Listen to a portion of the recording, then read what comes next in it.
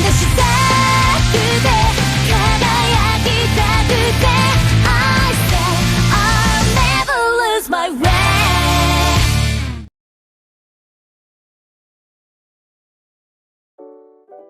Halo semuanya, selamat datang kembali di channel Tidak Pernah Lulus. Di video kali ini gua bakal bahas Ultraman Hikari yang masa lalunya diubah sama Suburaya. Kalau gua hitung-hitung ada 2 sih yang diubah. Nanti gua bakal jelasin kenapa ini diubah. Jadi langsung aja kita bahas, simak videonya baik-baik.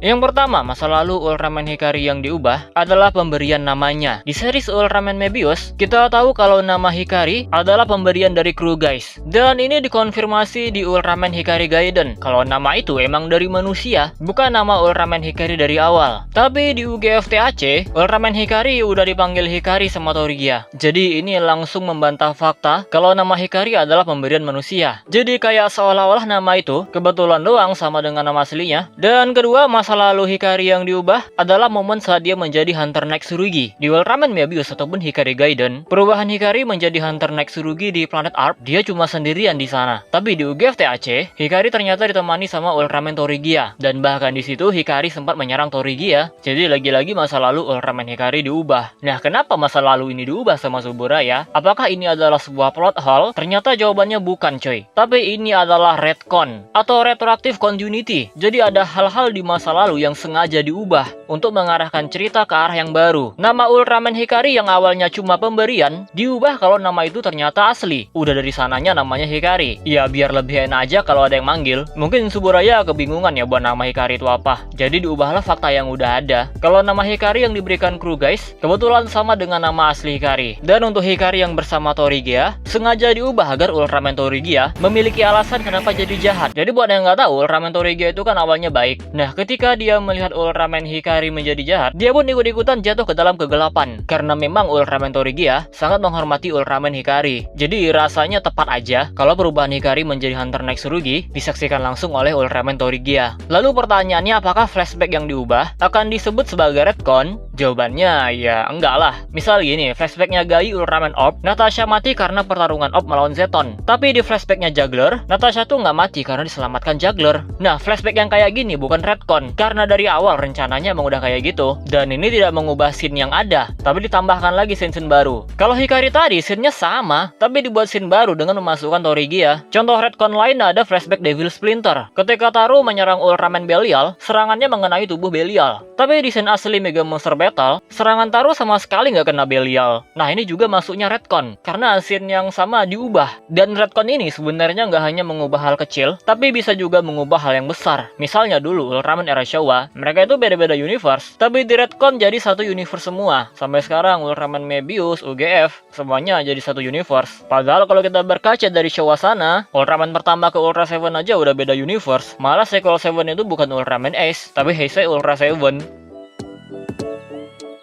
Nah, jadi itu dia pembahasan kita kali ini mengenai masa lalu Ultraman Hikari yang diubah. Jadi ini namanya retcon, memang sengaja diubah bukan plot hole. Dan ingat ya, nggak semua flashback berbeda disebut sebagai retcon. Ya udah segini aja video kali ini. Kalau ada retcon lainnya tentang Ultraman Hikari, kalian silahkan aja komentar di bawah. Oke, kita close videonya seperti biasa. Jika kalian suka video ini, jangan lupa tekan tombol like-nya. Subscribe bagi yang belum, komen dan share juga video ini. Follow Instagram gua prayogariski65. Donasi bagi yang mau, linknya ada di deskripsi. Terima kasih telah menonton and see you next time.